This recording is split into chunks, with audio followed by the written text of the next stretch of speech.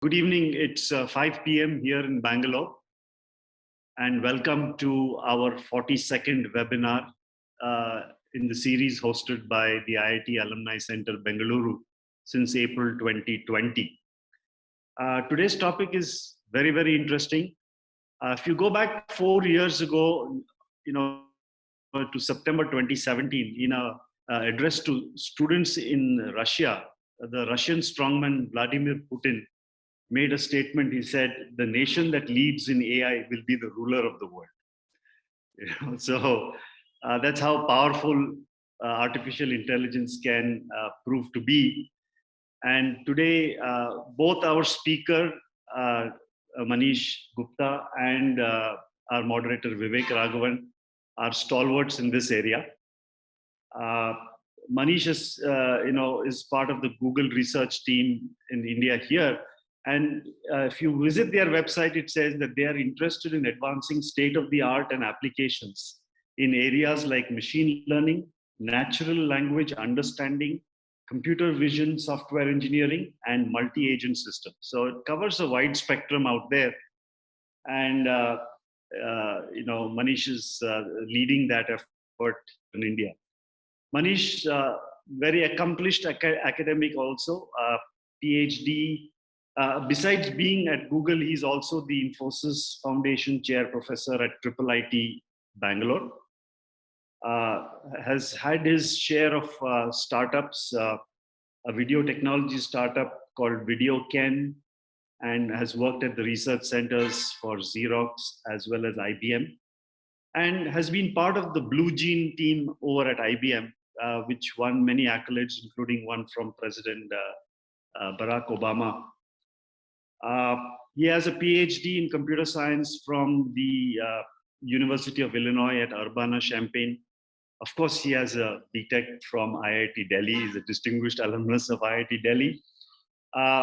All the other accolades you want, the number of patents, 19, publications, 75, citations, several thousand, fellow of ACM, fellow of the International Academy of Engineering. All in all, a round package, and I'm sure there's going to be a little excitement today. No less is Vivek Raghavan, again an IIT Delhi alumnus, but slightly different route, not Urbana-Champaign, but Carnegie Mellon for MS and PhD. Spent a lot of time in electronic data automation, again, building and selling to startups in that area. And but what's most fascinating is that he spent an enormous amount of time at the Unique Identification Authority of India. Everyone knows that as Aadhaar. He was there when the first Aadhaar card was issued, and he was there when the billionth one was issued. So he really knows the game very well.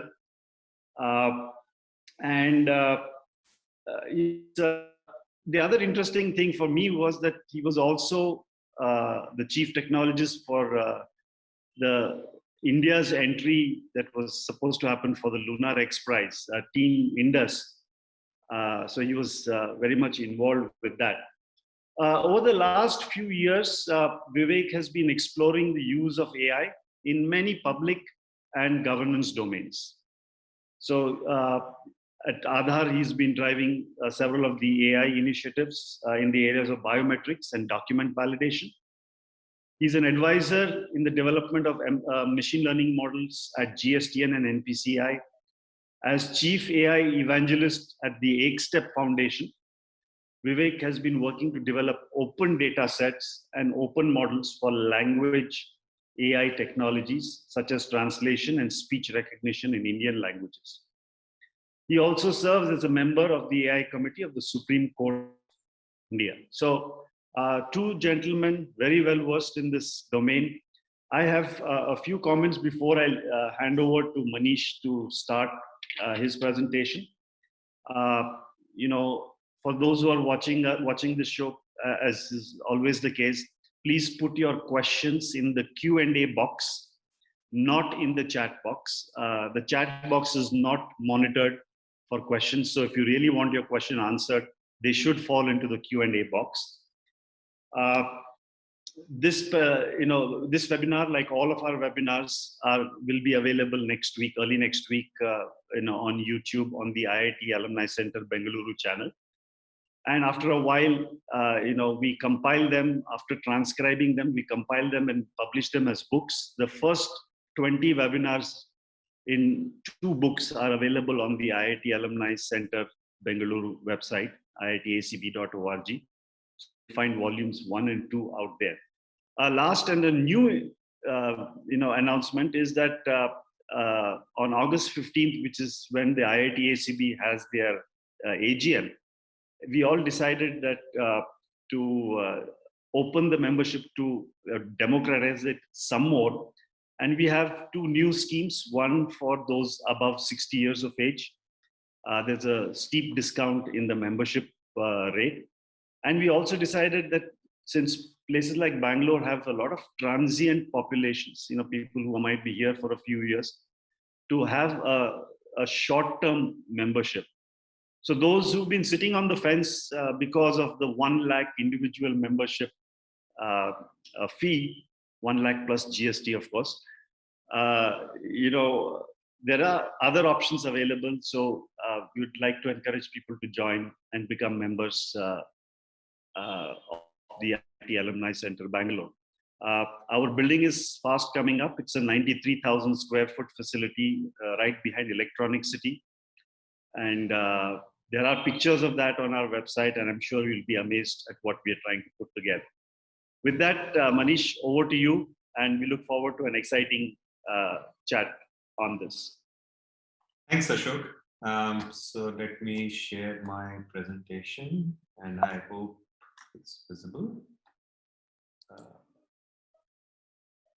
Okay, so I'll be talking about, again, the work that we are doing.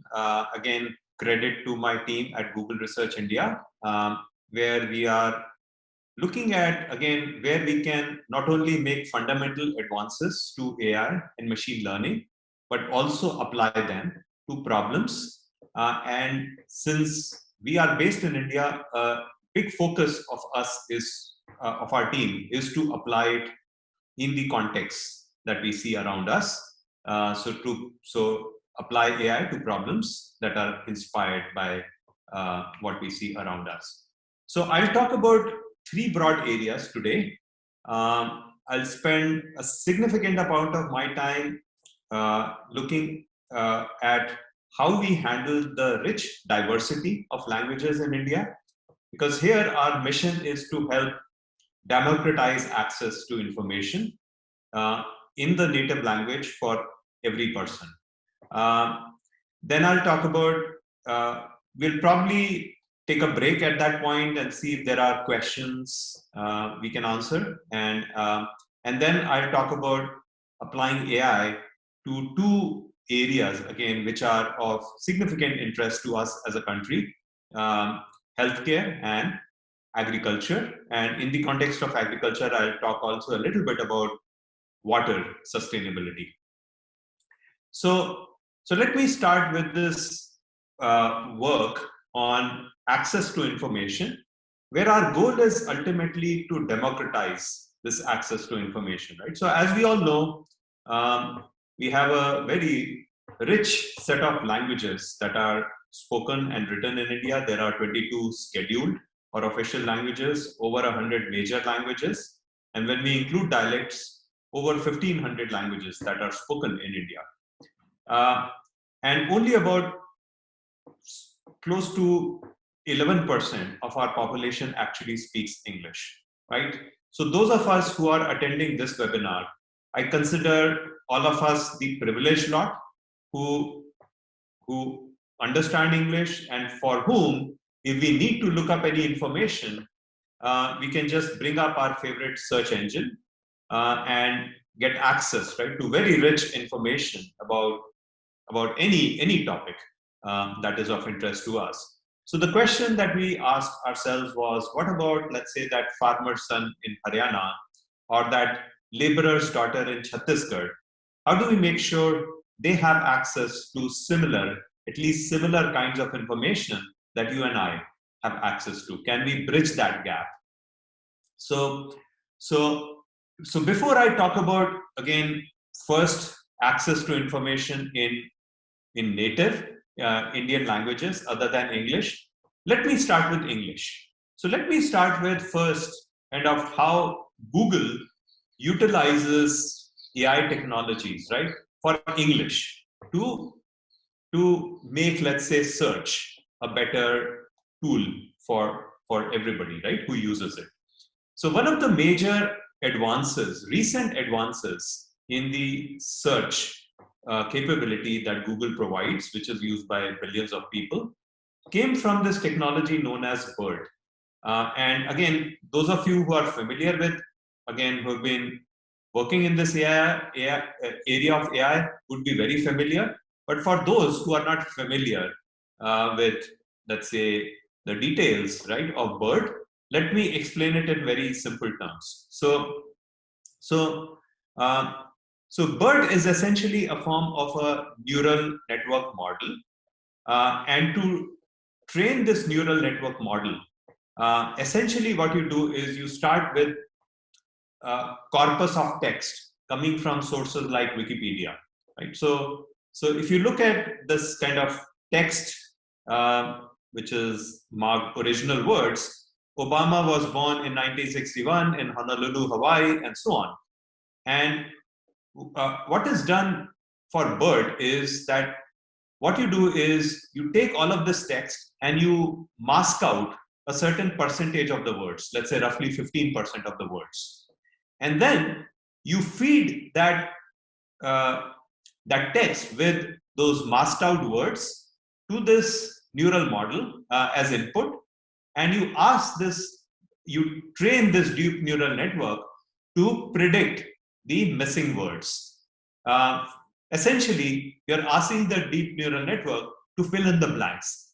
And I don't know how you all learned English at school. I remember when I was learning English in my school, we were often given this kind of an exercise by our English teacher. Fill in the blanks, right? I mean, they will give some sentences with some blanks, and through that exercise, the teacher was testing two things, right? One is kind of our basic understanding of English. The other was kind of often, I mean, you had to utilize the context usually, right, to figure out what words to use, right, to use in those vacant spaces. So a similar thing happens that in order to really come up with these words, the right words, BERT is forced to learn A, the nuances of the language, and B, it has to look at the context surrounding those missing words, right, that it has to predict, right? So to predict this particular word, born, it is looking at both the context preceding it, Obama was, and also context after that, right, in 1961, which is giving it kind of that, some kind of a clue, right, about what that word could be. And so BERT stands for bidirectional encoder representations from transformers, and the B in BERT stands for bidirectional. So many of you might have seen, right? I mean, when you are typing now messages in your mobile phone, right? Often the AI system starts predicting what you might want to type next, right? So that system usually comes from something like LSTM, which essentially looks at only the context before, right? So from the preceding words, you try to guess what the next word is going to be. So often the LSTM architecture has been used for that. For this kind of a task where you are guessing, right, the missing words, BERT looks at both kind of prior and later kind of context. So it's bidirectional in nature. And the notion of transformers is that you pay particular attention, right? So potentially any of the words earlier or later could be affecting, right, what that answer should be. But there are a few words in particular, right, that you have to pay greater attention to. And this is what the transformer architecture allows you to do. So anyways, long story short, BERT has been quite successful at being able to provide these kind of predictions. And once you train a model like that, what it allows you to do is also do well on other downstream natural language processing tasks, right? So in particular, the way BERT has helped the search capability is that now when you type something, like if I type best place to eat, even if there isn't an exact match, right, of my query, best place to eat, with, let's say, the actual search results, right, that are appropriate for the search query, BERT will understand that, oh, best place to eat is really kind of very close to kind of semantically, right, to a restaurant that you're looking for, and kind of start serving you search results, right, based on, again, some of the best restaurants in the area. So BERT again led to this fairly significant improvement in the quality of English search results in Google. But BERT by itself will not quite work very well on, again, the queries that we see, the kinds of queries we see in India, because one thing about BERT is it works only for the formal text in English. So one of the things I'd like to point out is the actual universe, right, of queries is actually much bigger, right? Where the corpus of formal text that you get from sources like Wikipedia and so on is insufficient. So how do we enlarge our universe, right, of text that we are able to deal with? So we drew inspiration out of this kind of funny menu card that one of our team members picked up from a restaurant. It's the appetizer menu section, right, of this restaurant's menu. And you can see this very interesting entries listed in both kind of English and Hindi, and interesting ways, right, in which many of these words have been spelled, like pineapple. So if you look at the entry for pineapple raita, a native English speaker is unlikely to ever kind of, when they make a spelling mistake, right, they are unlikely to make these series of spelling mistakes that leads to this particular spelling for pineapple. However, if you really think about it, right, from the perspective of a Hindi speaker, this spelling actually makes a lot of sense, because if you think about the way pineapple would be simply transliterated, right, in Hindi script, which is done here, pineapple, and then you look at how would you map this word, right, Hindi word corresponding to this pineapple into the Roman script in English. And Hindi is a very phonetically kind of a consistent language. So this way of spelling makes a lot of phonetic sense. So what our team wanted to do was to make sure that when there are queries which depart from the original spelling of, let's say, the word in English, but often they are influenced by what phonetically makes sense, we should still understand the user intent. The other thing that you notice here is, again, the way the word appetizer has been spelled, where, again, it makes a certain amount of phonetic sense, and B, there is that Z sound that often, right, is missing in original pure Hindi. And the closest to Z is the sound J. And while the sound Z gets mapped to either S or Z, the sound J gets mapped to the letter J in English. So now if you think about appetizer becomes appetizer, and now if you look at phonetically, kind of when you think about the word appetizer and then you write it, this way of spelling appetizer does make sense. So this led to this project called Indophoneme. And the reason this is important is it's not just that you found all of those, like those spellings, right, in that restaurant menu. These kinds of spellings do appear in various search query terms. When people search Google, again, come to Google to search, right, for various things.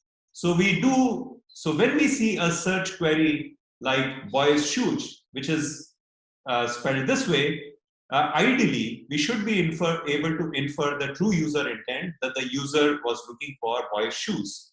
And likewise, I mean, you should see other examples of background picture, mehndi design, and so on, double bed furniture, and so on. So this led to this project Indophoneme, where the original idea came from my colleague Arvind, where they said, look, it's not just about kind of, we shouldn't be viewing those things as misspelling. We should be looking for the reasons why people are spelling those words in English the way they are.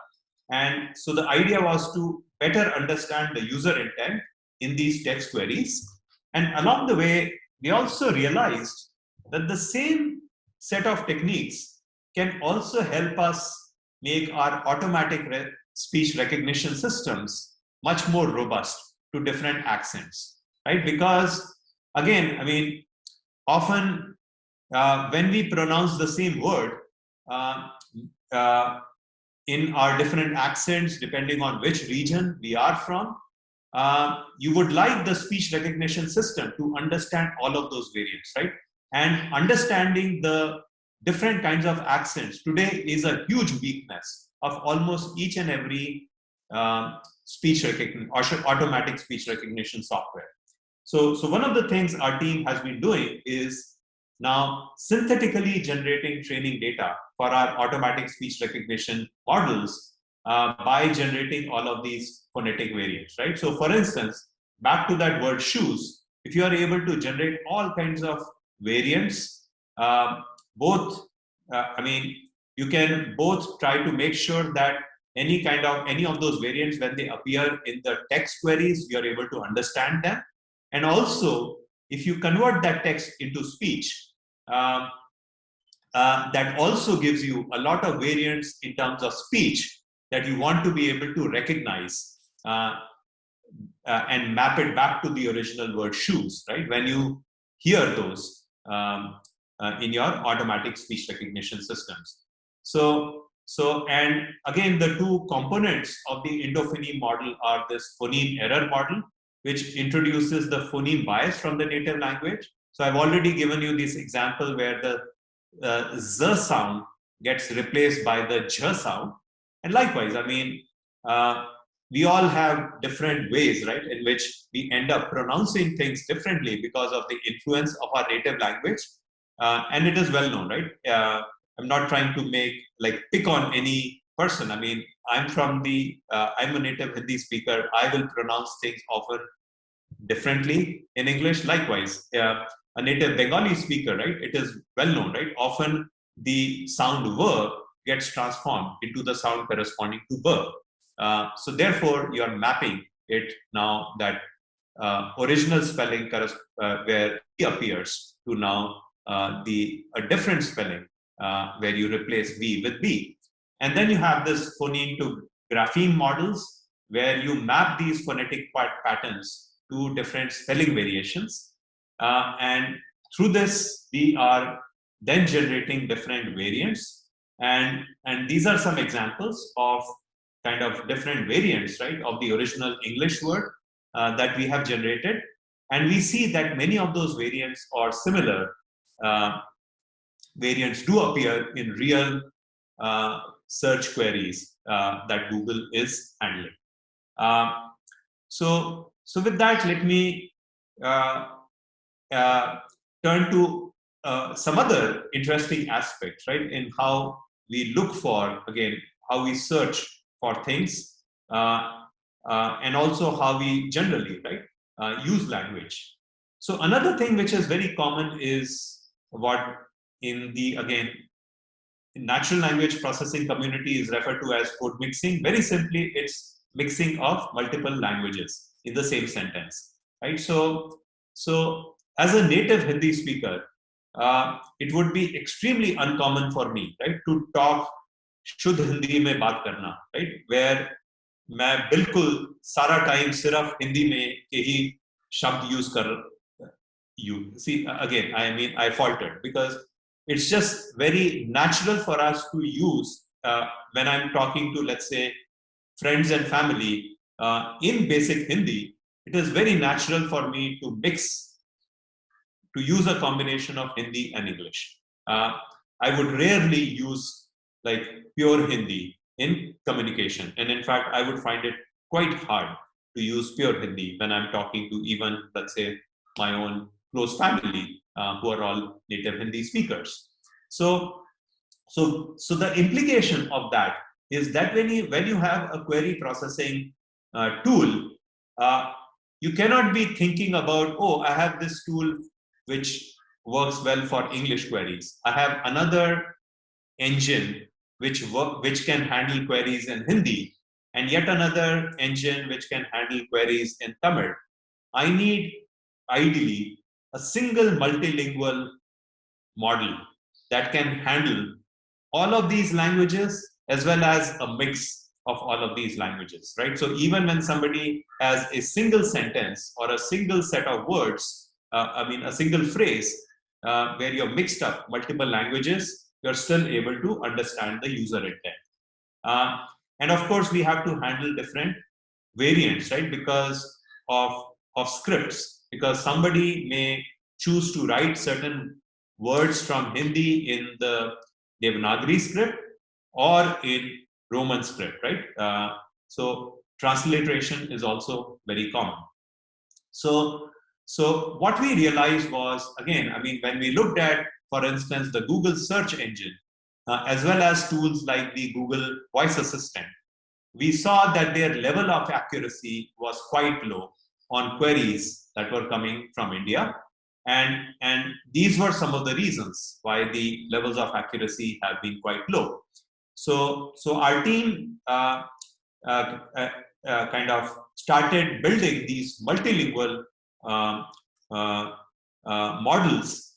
And again, I mean, one of the advantages as you build these multilingual models, which can take input in languages like Hindi, Telugu, Bengali, and so on, right? All of these different Indian languages. One of the advantages of building these multilingual models is that you're able to get the benefit of what is known as transfer learning, which happens from some of the languages with more level of resources like Hindi and English. So if you're building a multilingual model which also has English as an input language, languages like English and to a lesser degree languages like Hindi have a lot more content available compared to, let's say, a language like, let's say, Assamese. So when you are ultimately training these models, right, you want to be able to do tasks like named entity recognition, right? So named entity recognition is where from a given, let's say, sentence, you pick out the names of people, places, and so on, right? Entities.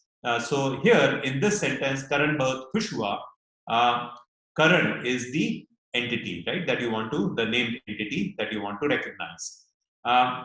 Often another kind of task you want to tackle in natural language processing is sentiment analysis. So when you see the sentence Karan Bahut Khush Hua, you want to recognize that this is a positive sentiment about Karan being happy. So as you kind of start training your model on all of these different pieces of text, you actually start getting the benefits of some of the data which is available for languages like Hindi as you are building models for some of the lower resource languages like maybe Telugu or even lower resource languages like Assamese, for instance.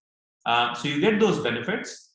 So our team built this model called Mural, which stands for Multilingual Representations for Indian Languages, which is, you can think of it as the multilingual version of BERT, but which has much richer coverage for Indian languages. So it has the largest coverage to date of at least the BERT related models. So it covers 16 Indian languages and English, and it supports both native and Latin translated text in Latin script.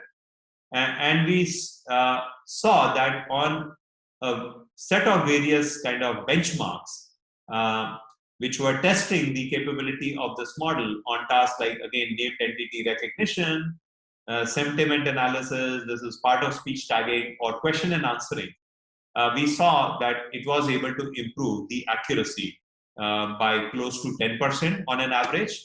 And for translated text, we got an accuracy improvement of over 27%.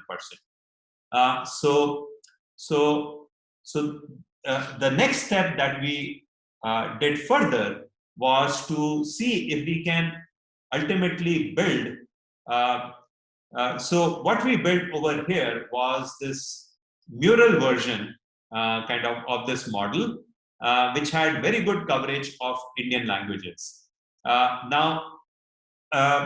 So one of the things we want to avoid is kind of fragmentation, where let's say in other parts of the world, Google is using, let's say, some multilingual version of BERT. In fact, there is such a thing which doesn't have as good a coverage of Indian languages, or let's say an English model. Or in France, let's say Google uses a French model. In India, they use the Mural model. So we wanted to avoid this fragmentation, where you are building these separate language models for different languages in order to achieve that higher level of accuracy. So we asked the question again, can you build these, again, in the ML and AI terminology? This is known as student models, where there is a single student model which is learning from all of these different teacher models for different languages. And so can you basically distill down, again, the models from these different languages and train a single model which is able to understand the text from all of these different languages.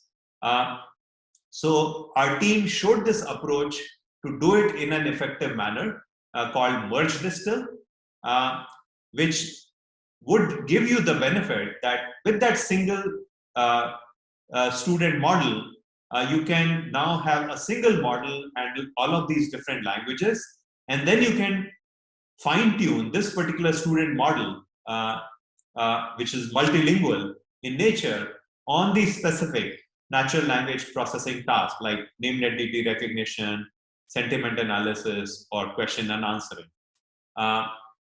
And what our team showed in this particular paper, which appears in the findings of ACL, is that they were able to train the student model, which was actually doing better than even the average of various teacher models, right? So both kind of in this literal sense and figurative sense, right? Teachers always want their students to do better than themselves. And likewise, in this scenario, we want the student machine learning model to do ideally better than the teacher models. And it was good to see that happening, right, on many of these natural language processing tasks. So now our team has been applying this kind of merged distilled version of Mural to various Google products like the search and the assistant. And the voice assistant, again, they've been able to now get some early results that by incorporating, again, this Mural-based neural semantic parser in the Google Assistant product, they are now able to understand the user intent in many of these queries in languages like Marathi, Bengali, and Gujarati. You're able to now better understand the intent of the user by making use of this technologies. Finally, on the topic of languages, one of the specific kind of contexts we are extremely interested in is to be able to work well on low-cost smartphones, right? Because we all know India has now become the second largest kind of base for internet users in the country, in the world after China. So in fact, we have, there was a time, right, when, I remember in the early 2000s, right, there was a huge gap between the number of internet users and the number of mobile phone users, right? So as the mobile phone penetration it just went through the roof. Before the advent of smartphones, right, there was this big gap between internet users and mobile phone users, and smartphones have bridged that gap. So when we have now over 600 million people in India actively using the internet, vast majority of these users are accessing the internet through smartphones. And for many of these users, smartphone is the only digital device that they are using. They're not using a laptop or a desktop computer and so on. So smartphone is either the only or the first digital device that these people are using. So one of the issues, right, that we pay a lot of attention to is how do we kind of serve this user base well. So for this group of users, voice-based interface is very important, right? Ideally, you want the user to be able to simply give out commands using spoken word, and ideally, furthermore, in their native language. So native language support and voice interface are very important for making this smartphone, right, a much more useful device to this user base, right? And you want to also kind of enable, again, the camera which is available in all of these smartphones, right, for various purposes.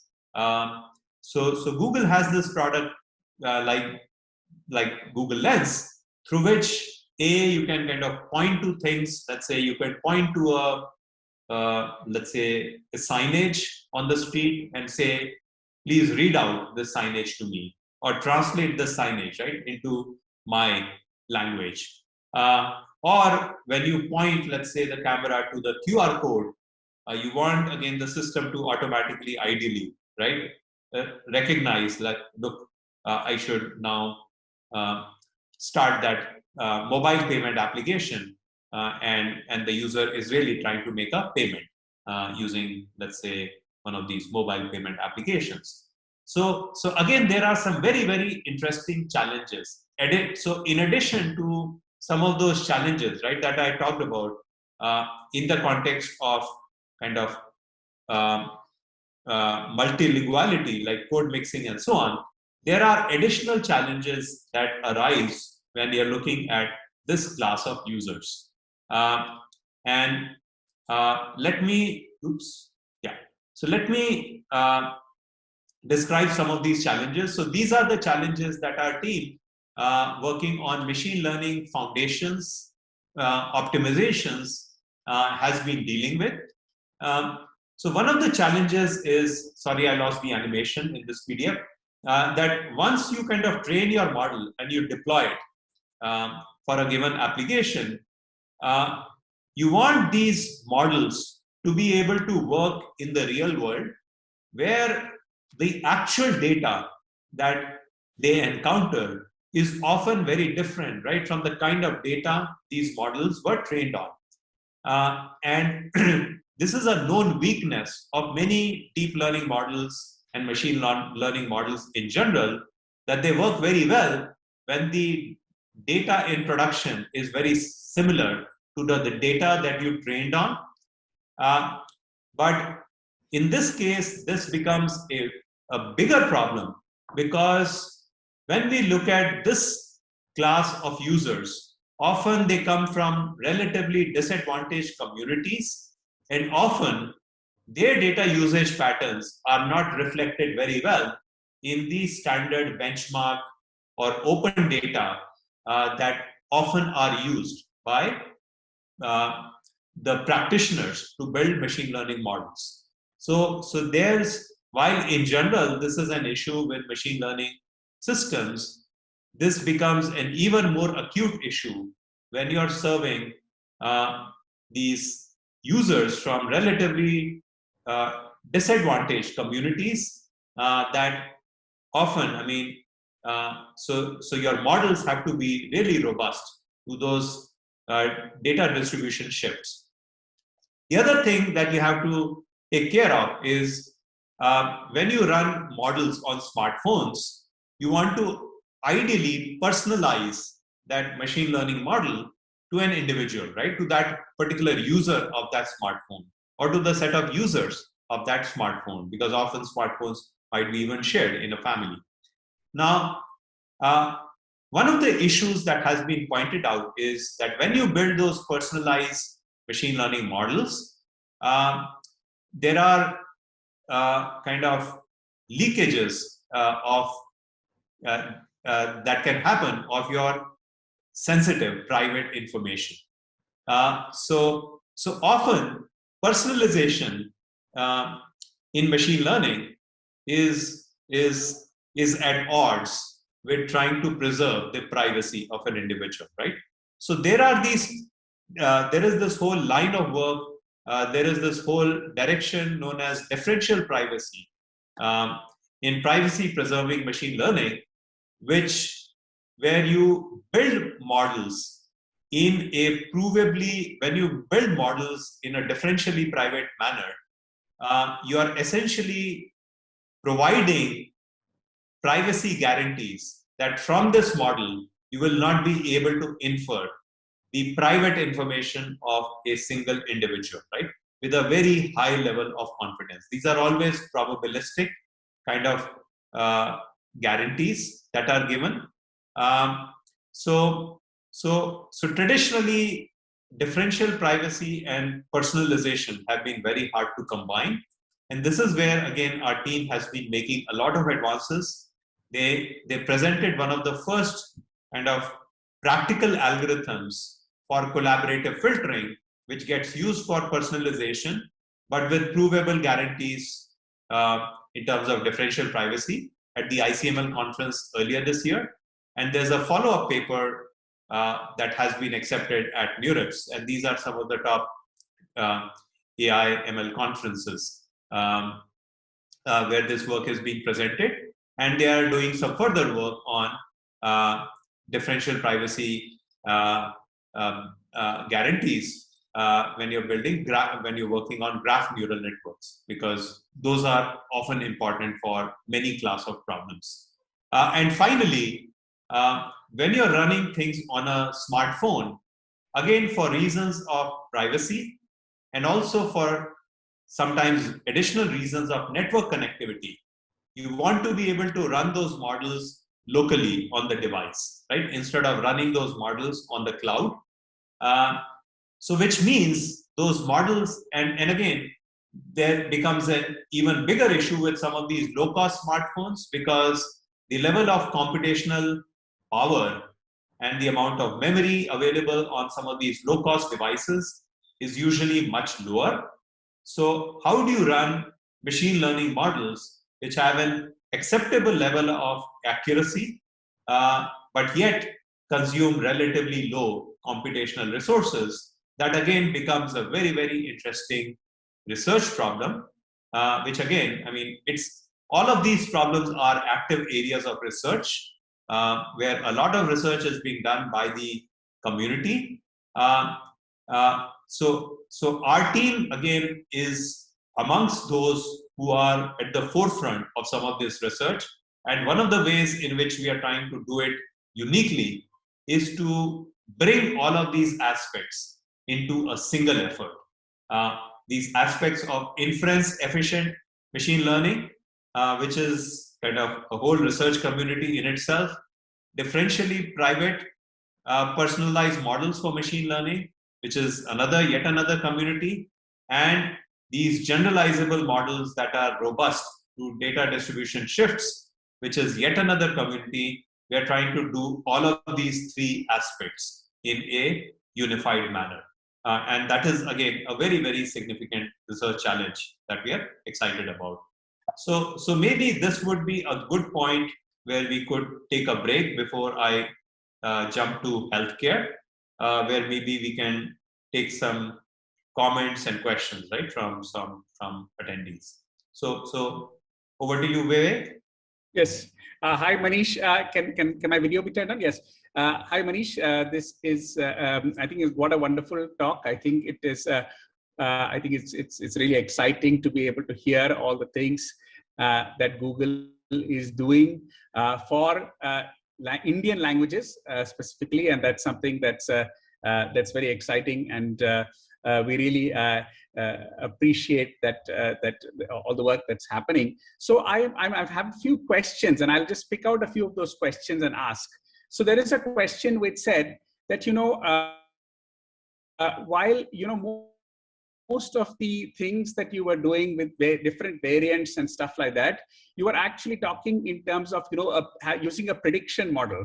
But why could you not have used like a semantic web technology to say that the same word could different terms to represent the same meaning? I mean, can you compare and contrast an approach like that, and why you chose this way versus the other?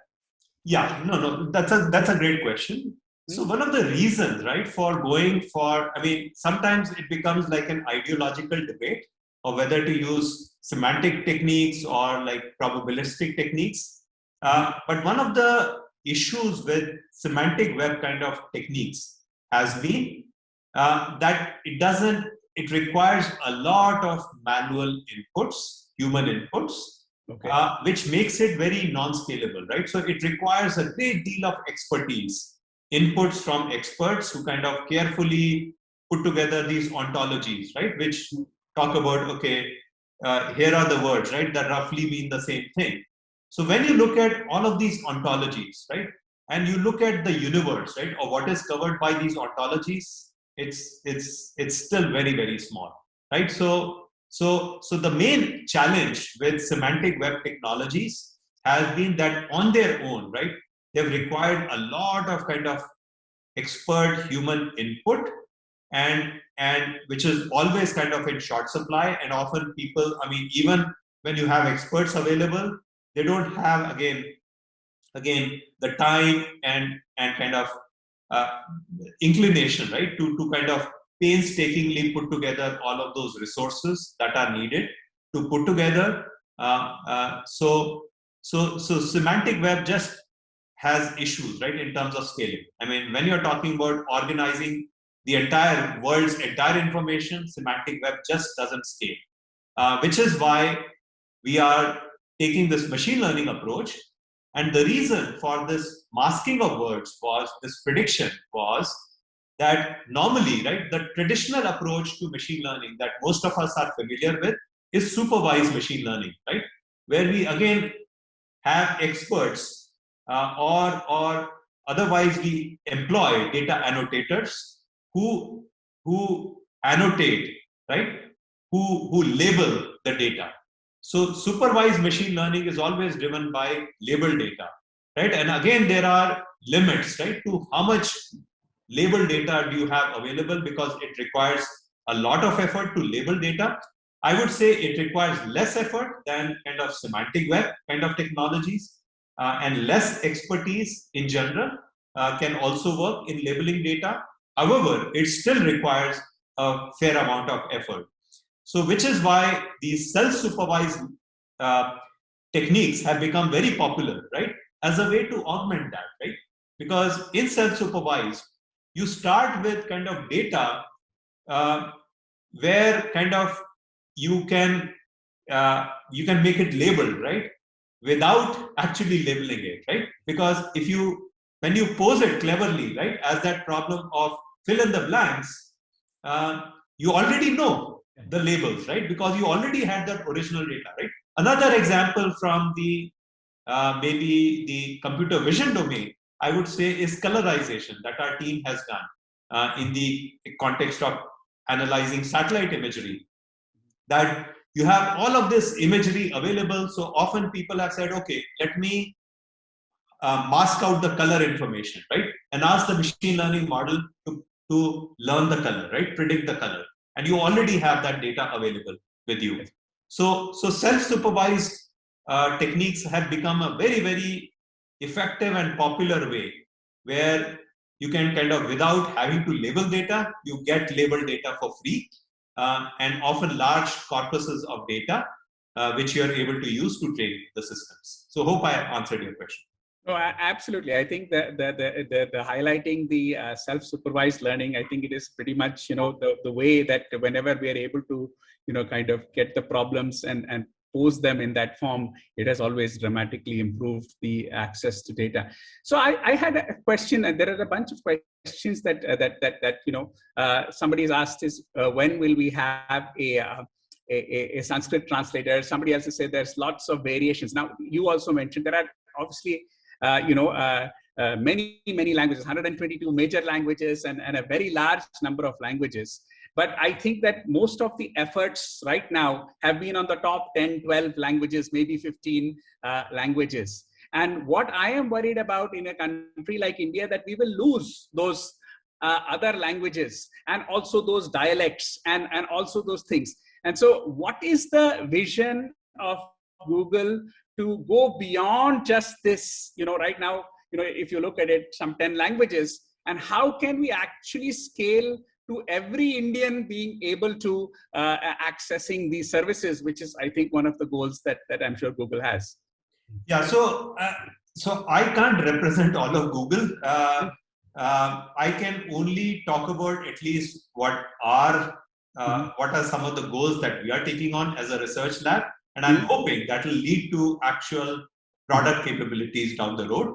So as a research lab, yes, we are very motivated by the same problem, Vivek, that you outlined. I mean, I remember one of the first meetings that I had after we started the lab 2 years ago. It was a meeting with various nonprofits for our AI for Social Good program. And I was touched by this statement, right, from this nonprofit, Pratham Books, right, who mentioned, right, that they are trying to save some of these languages, right, which are becoming extinct. And this is a problem both for India and the world at large. So the world at large has close to 7,000 plus languages, and many of these languages are actually becoming extinct, right? You're having fewer and fewer users of those language. So yes, we are very keen to intercept this. So as a first step, one of our goals, so we see issues both in terms of breadth and depth. So the reality today is that a lot of, let's say, Google products like Assistant, they are typically available for, let's say, the top 8 Indian languages plus English, right? So one of the challenges that we are addressing is that the quality of these tools itself, there's a very significant difference between the quality of these tools for Indian languages versus English. Correct. So one of the things we are trying to do is bridge the gap, the quality gap that you find between the Google tool for English versus Google tool for Hindi. Yes. And likewise, the Google tool for Gujarati, right, where Gujarati is one of those supported languages, right? So that's kind of one aspect which I would refer to as depth. We are trying to see how do we bring, again, these top... Manish, a quick time check. I know I have a lot of actually more questions, but maybe we should. Okay. So we are okay. So in a nutshell, one aspect is trying to bring the top X languages, so to speak, to closer in capability to English. The other aspect is to improve the breadth of coverage of Indian languages. So our first goal over there would be, I mean, we have taken one baby step with Mural, with covering 16 Indian languages. And by the way, that includes Sanskrit, because I saw a question also on Sanskrit translator. But the next step would be for us to cover at least all the 22 scheduled languages of India, plus English, with a certain basic level of capability, and then hopefully go beyond that. So I think lots of interesting questions, but Manish, I think maybe back over to you to continue on the second part. Okay, so thanks. So let me share my screen back again.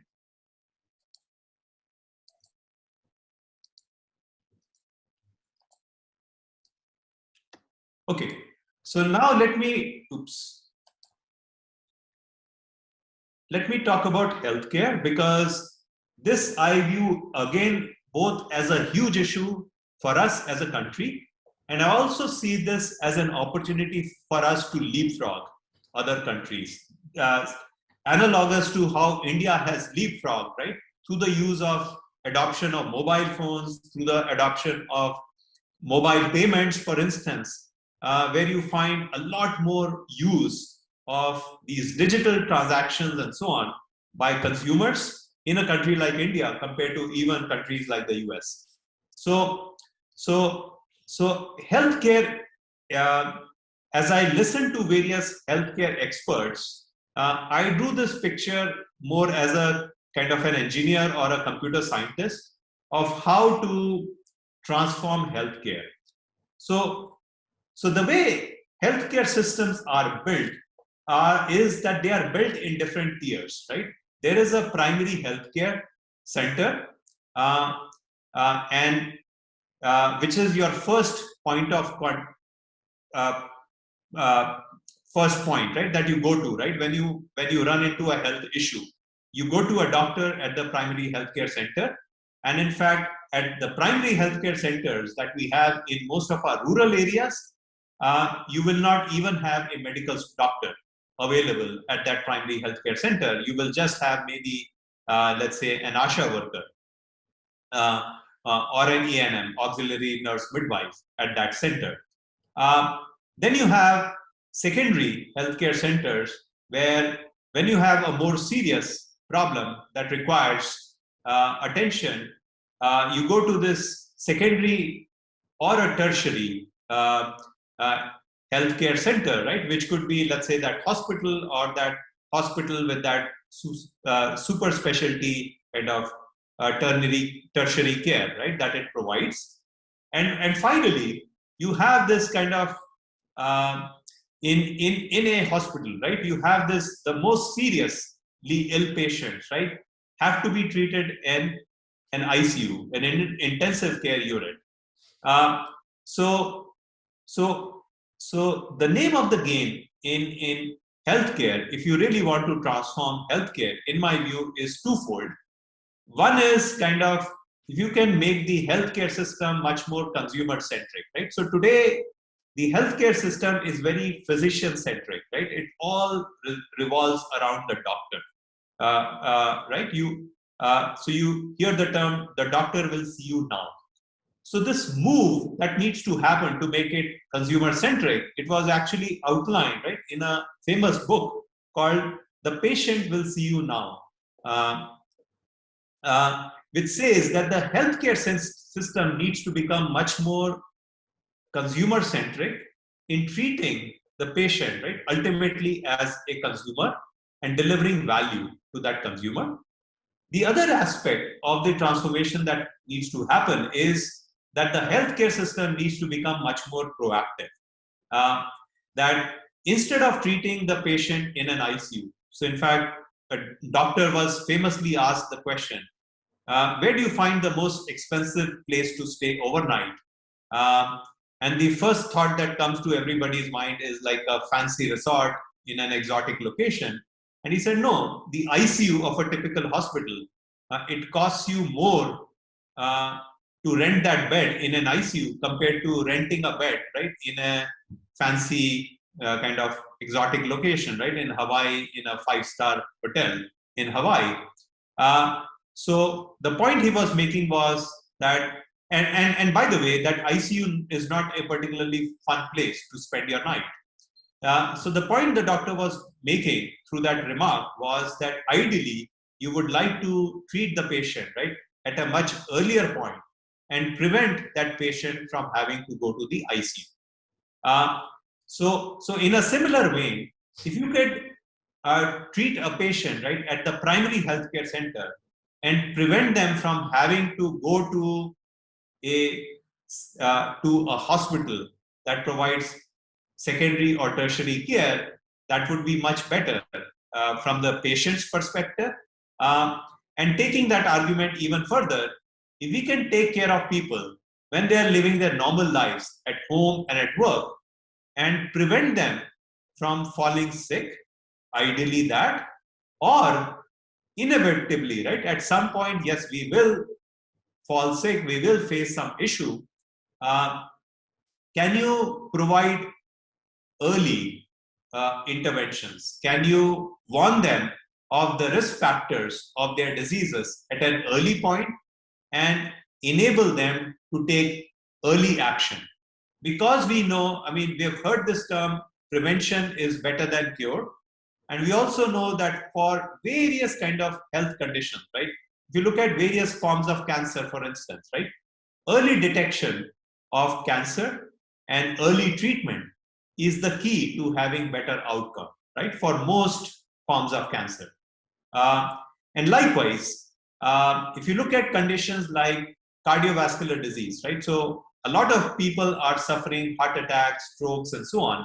If you can take care of people at an early stage, many of these adverse events like heart attacks and strokes can actually be either prevented completely or delayed significantly by several years.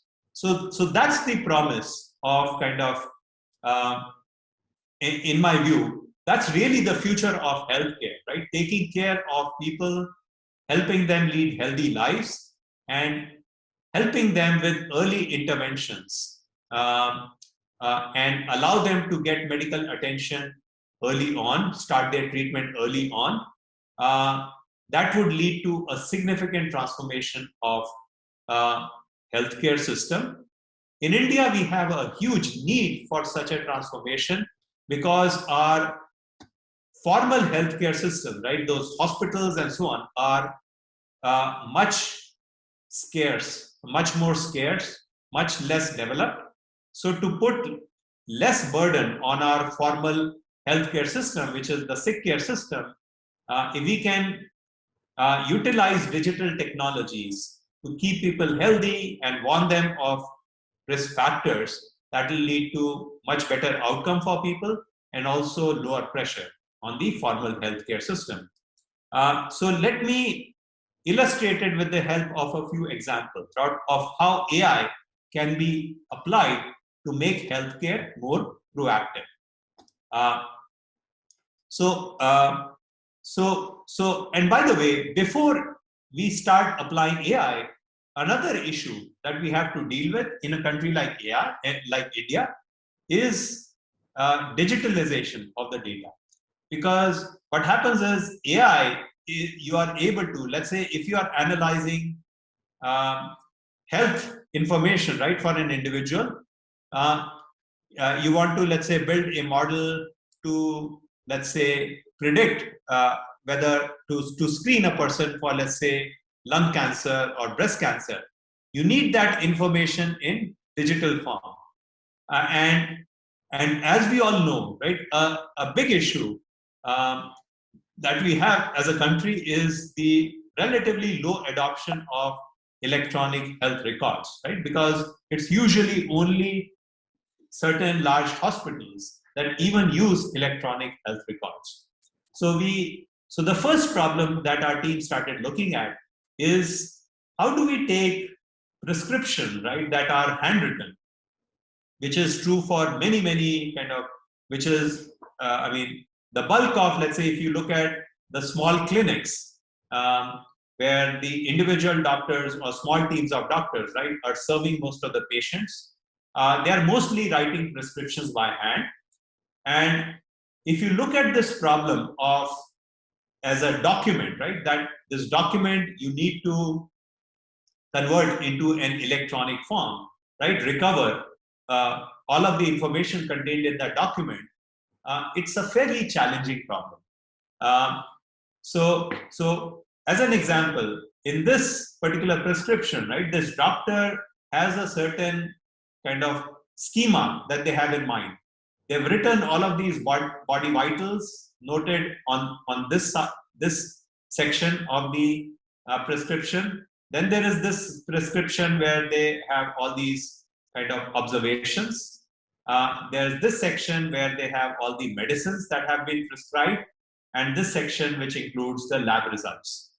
And different doctors would have their own different ways in which they would kind of write these prescriptions, but often overall, right, they would follow this particular kind of some schema they would have in mind, where they're describing the body vitals, they're describing the observation, which includes kind of the symptoms that this patient has, kind of what their observations are, what their diagnosis is, and so on. And finally, their prescription, right, in the form of what medicines they are prescribing.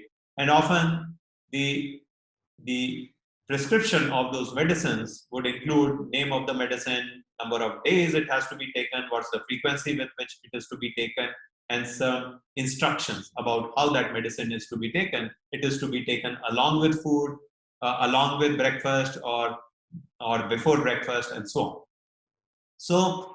So what we did was we took this a few simple medical prescriptions that we got from open web, and we fed them to the many like state-of-the-art OCR and handwriting recognition systems, and we looked at what's the accuracy that you get if you were trying to, for instance, identify the set of medicines that have been prescribed, right? Which is what a pharmacist, right, would have to do this from a given prescription. And we found the levels of accuracy to be quite horrendous. So this is again one of the problems that our team has been working on.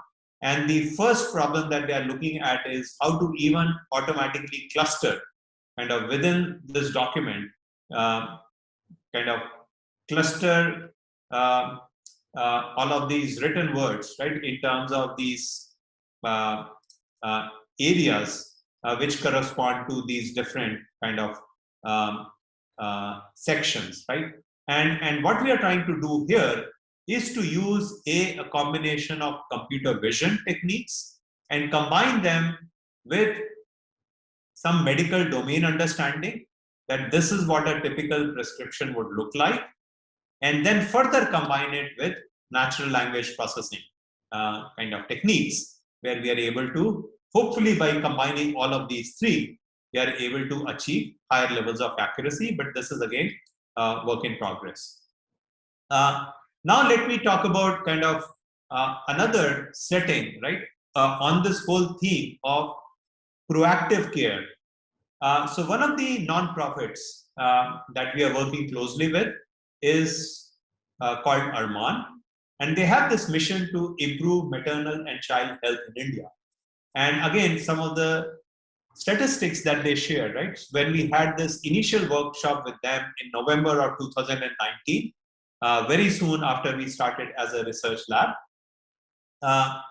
that a woman dies in childbirth every 15 minutes in our country, and 2 children under the age of 5 die every minute.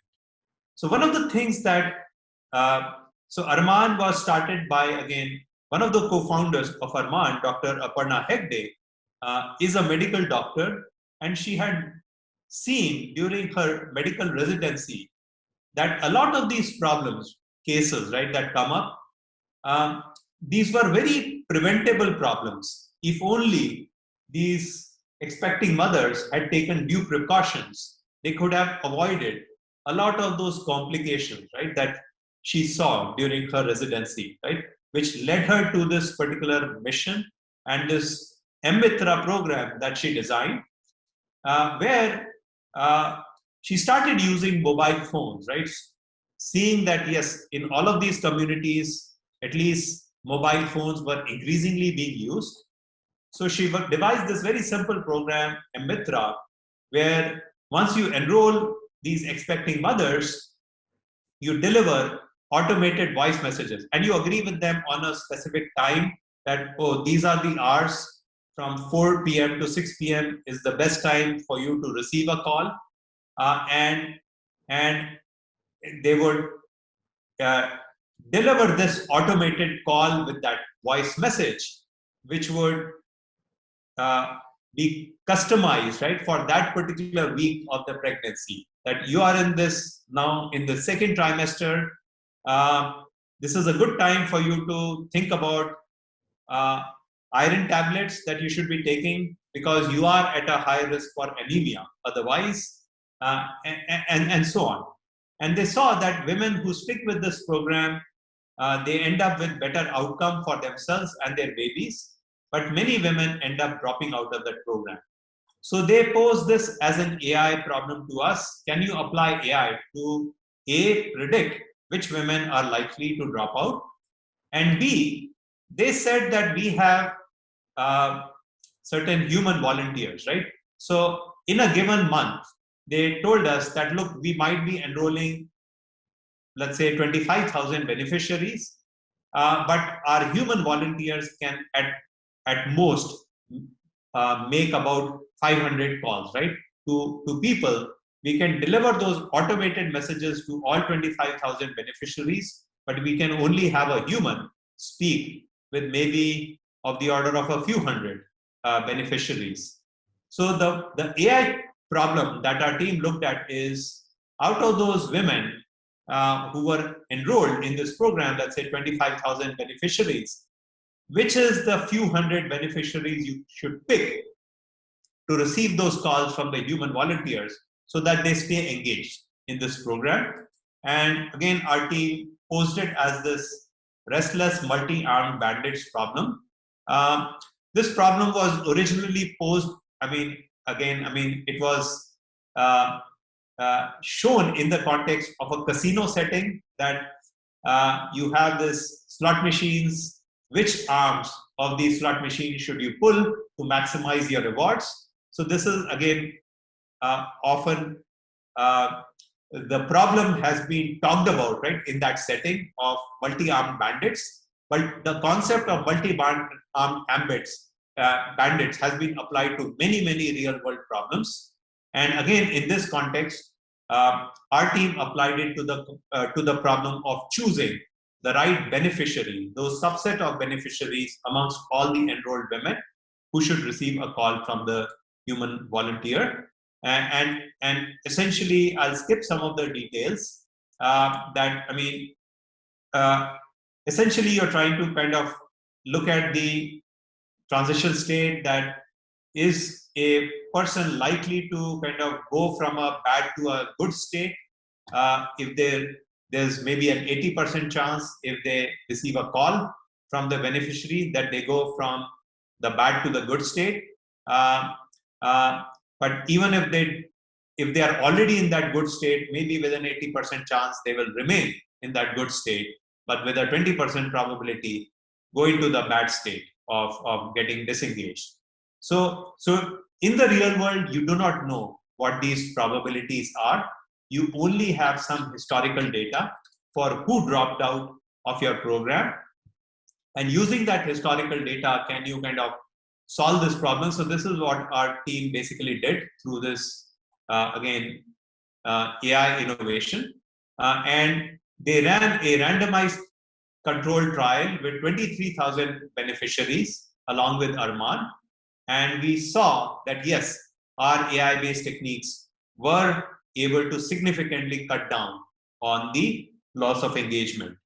So that was, again, one way of applying AI to allow those predictive kind of those helpful messages, right, to have the intended impact. Another context in which we have applied the proactive approach to healthcare is on healthy lifestyle.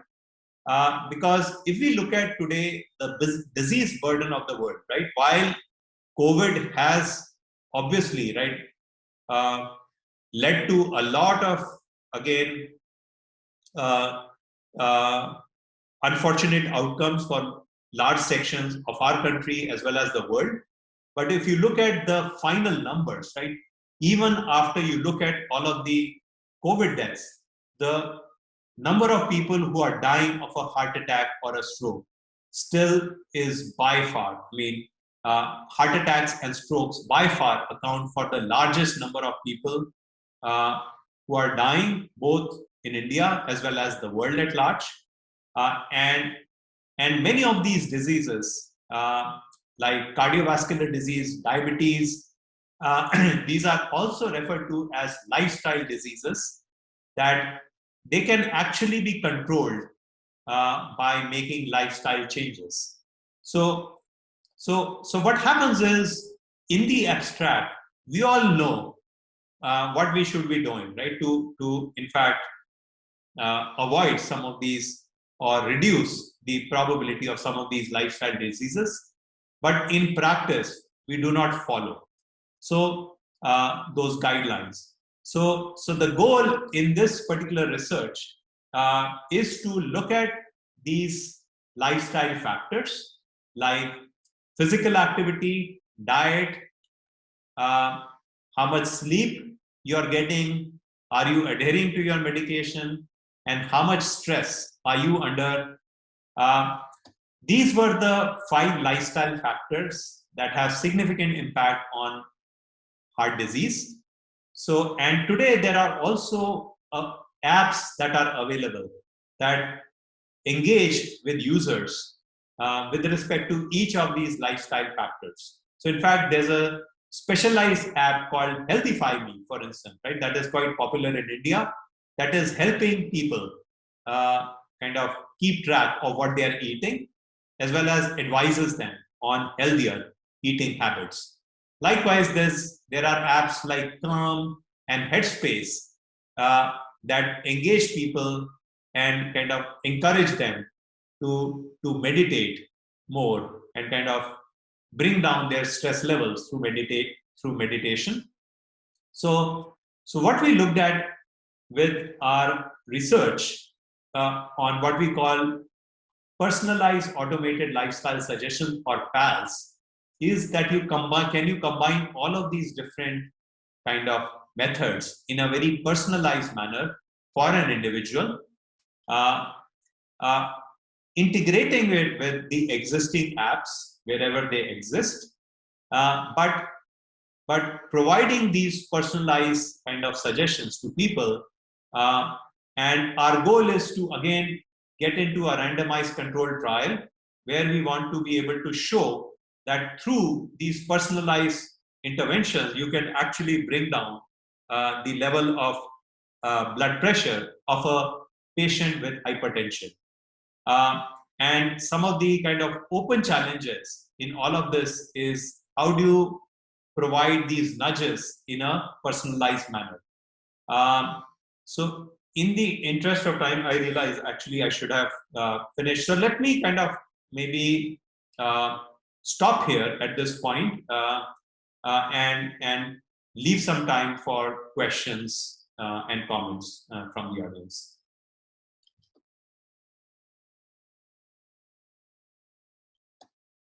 Thanks, Manish. Again, I think really excellent view as to the various kinds of things that are happening and how working in AI can actually have real life benefits to people. So one question that is asked there, and maybe I'll paraphrase it a little bit.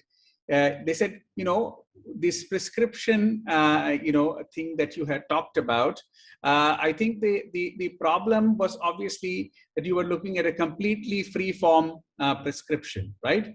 If you actually had done something that made the prescription somewhat more constrained, you probably could get better results, right? So therefore, the question is that obviously you can't constrain it to, there's a limit to how much you can constrain it, but even having some kind of constraint might actually help you to get better outcomes. No, that's absolutely a great observation. And in fact, it is a direction that we are looking at pursuing together with the startups. So we are looking at collaboration with a couple of startups in this area. And that is precisely kind of one of the directions we are looking at, that if, let's say, you constrain or if you provide a certain template to the doctors, that please adhere to this template when you're writing your prescription, can we do things better? Yeah, absolutely. And so, so I think that's something, and I think that, I mean, if these kinds of things can also be a general way of actually getting more meaningful, structured information from, well, still it is still on paper. I mean, it is still, physical in that sense. So that's something that I think is an interesting way to go. So I think I would like to ask a question on this. So what, as far as the study that you had done with Arman, right? So the question was that you actually did show that the number of people who dropped out reduced as a result of your intervention. Is that fair to say? Yeah. But were you able to show that indeed because they did not drop out, that indeed their outcomes also improved? That is a question that I was curious about, right? So that's a great question, and in fact we are looking at now follow-ups where we can do a complete end-to-end study which also shows the benefits.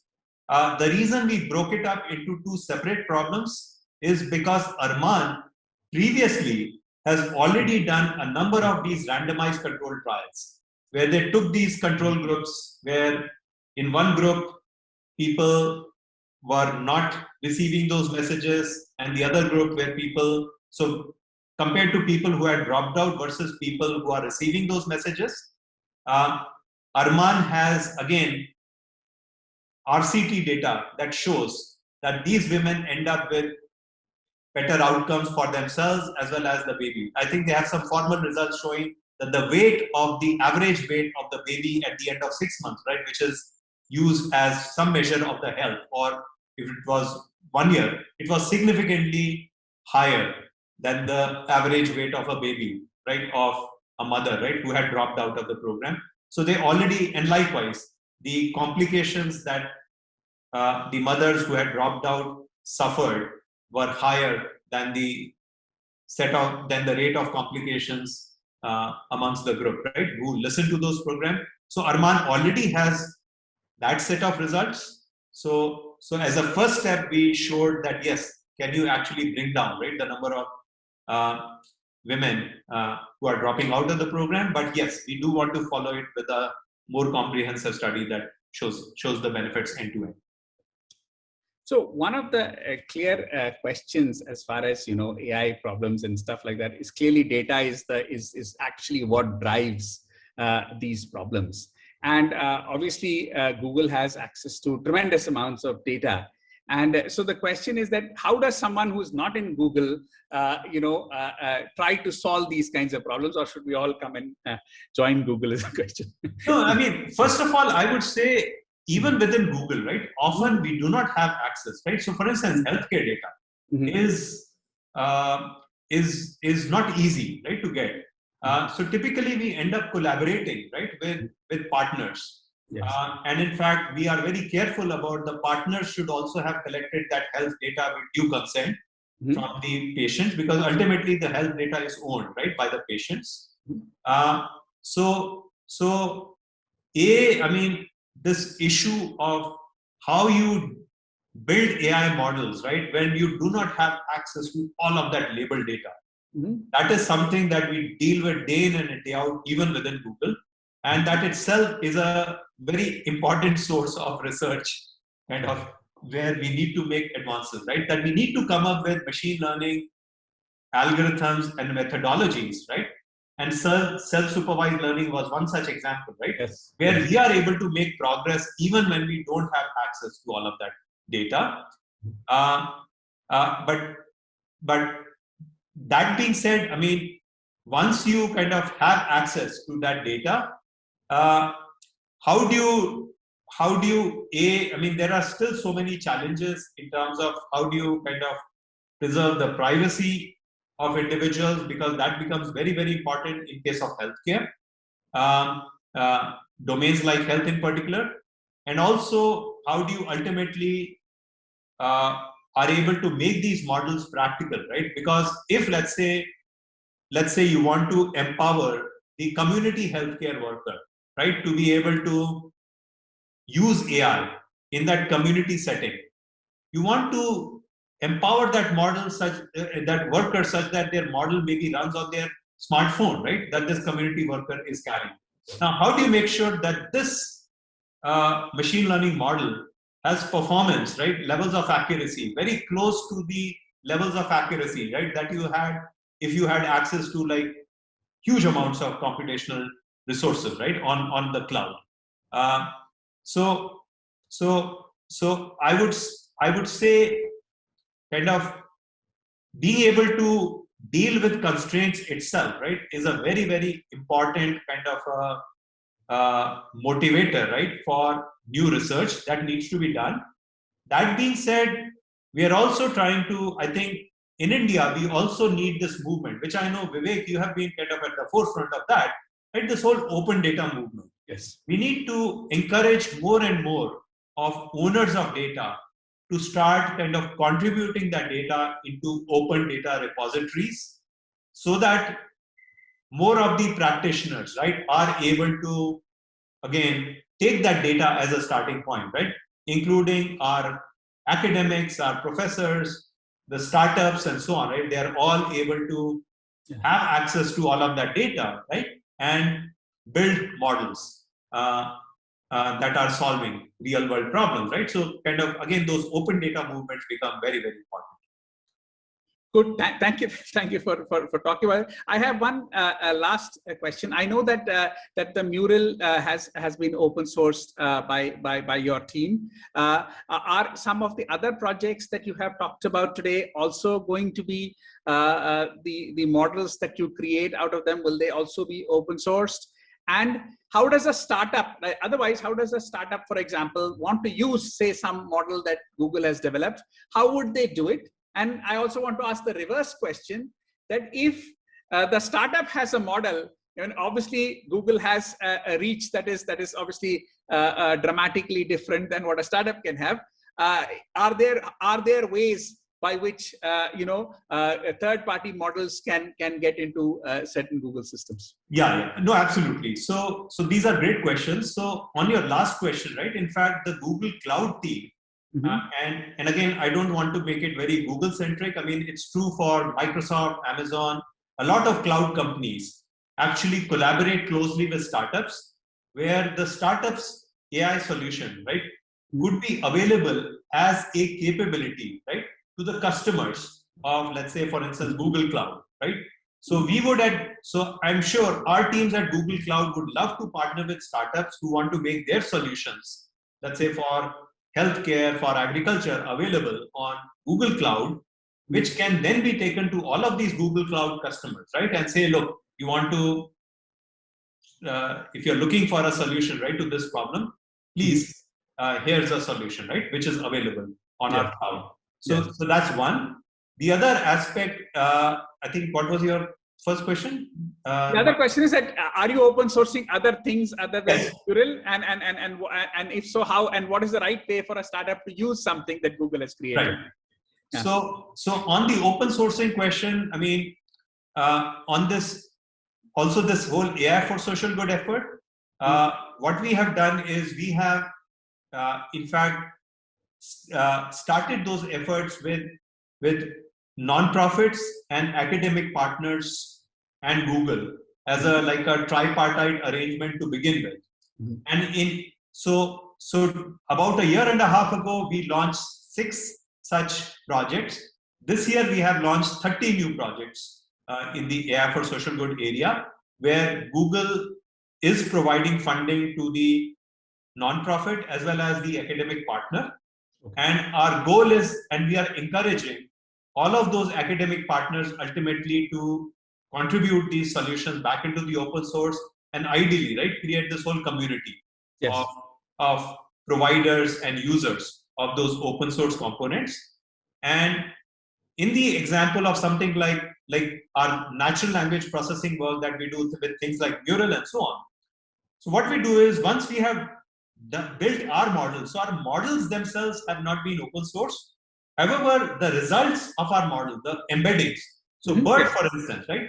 The BERT embeddings are available to startups, right? To use as a pre-trained model output. Likewise, the Mural output is available, and already we are seeing organization, not just in India. We even had a researcher from Maldives who in fact said that, look, the language that they use is very similar to, I think, was it Malayalam? Malayalam and Arabic. Divehi is the language. And kind of so yes, we are also trying to see where we can at least contribute some of these, let's say, output or pre-trained models, right, which can be used by startups. Because I know when I was running VideoCan as a startup, I benefited from the use of BERT. When BERT came along, we retrained our models to make use of BERT, right, and we got an improvement in the accuracy of our results. So I think it's been a wonderful conversation. There are many more questions, but I think we are short of. Let me see if I can pick up maybe one or two more questions that are here. Let's see, is there anything else? So I think that's probably. I think maybe we can kind of wind up things. Thank you so much, Manish. It's been wonderful, and I think we got a very good view as to how AI can actually be used to solve real world problems for people, and how really a company like Google actually brings to bear its resources to make that happen. So really appreciate you joining here, and thank you for the conversation. Thank you. Thank you for the opportunity. Thank you. Thanks very much. I want to start by thanking Dr. Manish Gupta and Dr. Vivek Raghavan for the session today. Very informative, very interesting, and there is still a lot of unfinished matter that I hope we will all come back and do once more another day. But, as we were going through this talk, I was taken back many years when I was sitting in the IIT Delhi library and reading about Minsky and artificial intelligence. I had no idea how far we would come in these decades and where the field would get to. I remember there was something very peculiar he said about, I think something like computers wouldn't even keep us as pets in 10 years' time, and that was a long time ago. Luckily, today we are talking about how we can harness all of that for our good. Today we saw a very practical view of the huge advances in the field. And Manish started by talking about democratizing access to information across India, why it's important, the diversity of languages, over 1,500 spoken languages, but many of them are going extinct. And as they go extinct, we are losing traditional knowledge as well as culture. So the importance of sort of preserving all of that and keeping it going. And it's so important for us from an inclusion point of view, especially because only 11% of Indians actually speak English. So the importance of making content available in many other languages, in the local languages, and also being able to make the interaction with people and machines, making all of that seamless across languages. We talked about techniques like BERT and Mural, and a lot of discussion around all of that. But these techniques are what have made Google our favorite search engine. Mani, you should be happy to know that. So he took us through the whole story, starting with the peculiar spelling that we see in our menu cards, the mixing of codes and multilingual, the Indian phoneme, the importance of sentiment analysis and multilingual learning, and how all of this will allow us to actually be able to provide content to those in those languages in which there is not too much of resource available as it is. As low-cost smartphones have enabled India to get to over 600 million internet users, this entire background and context becomes extremely important, because that phone is really our device, technology device for inclusion to happen. And we've heard that time and again. We saw that when we looked at Aadhaar, and we've looked at so many other examples, even in our webinar series. And how applications like Lens and QR code, etc., are now becoming local language friendly, and what that is going to do for us as a nation, as you know, it's a big step in terms of inclusion. And then Manish went on to talk about active research areas, personalized machine learning languages, and the guarantee of privacy during personalization, which of course is a huge concern for all of us. When you have low network connectivity and where privacy issues are also big, how do you still run these models on a phone, on a smartphone, especially a low-end smartphone, because we still have very low computational resources. So how can all of this happen? Pulling together several different spheres of specialized fields in AI, bringing them all together under a common sort of framework. And finally, a good discussion between Vivek and Manish on the importance of self-supervised learning techniques, especially in the context of being able to label large data sets. I want to mention at this point of time that the IIT ACB has taken upon itself, with, of course, Vivek being very much an integral part of it all, to look at providing, at kind of hosting these large data sets in local languages and making them open. So Manish, we'd be very happy to collaborate with you, of course.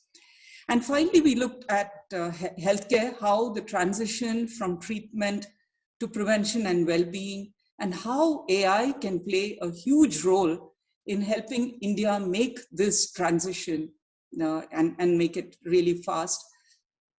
And you know, it was very interesting to know that machines are no better at reading a doctor's handwriting than we are. And then, of course, we talked about the restless multi-armed bandits model and so on to prove, you know, to address the problem of Arman and, of course, other things as well. So we could not cover water and agriculture today, but I hope, Manish, that you will come back and talk to us about all of that, as well as other areas of social impact. I do want to mention for our audience, first of all, thank you very much for being here. We're very delighted to have had all of you with us, raising questions and really bringing life to this whole discussion. The recording is going to be up on the IIT ACB YouTube channel on Monday. So please do be sure to look at it, and of course, all of our other talks. Yeah, thank you all for being here, and do join us on our next edition. Until then, goodbye, and thank you again.